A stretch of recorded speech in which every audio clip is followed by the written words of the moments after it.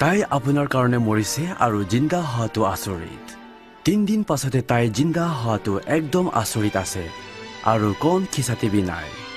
যীশু মৰিয়া পৰা উঠিছে তাৰ জনম তাৰ জীৱন তাই মৰিয়া আৰু তাই উঠা সব চাইলে তাই কোৱা নিচিনা তাই ঈশ্বৰ লগা বাচ্চা সব কাৰণে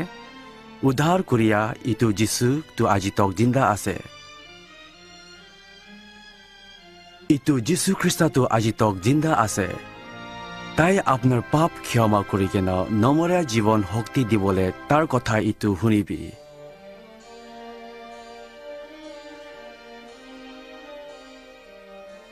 বাগৰ লগা মানুহ আমাৰ লগত আহিবি মই তুমিকে আৰাম দিব আমিতো আচল সঁচা ৰাস্তা আৰু জীৱন থকা মই পাৰা নহ'লে কোনবি বাবা লগত যাব নাপাৰিব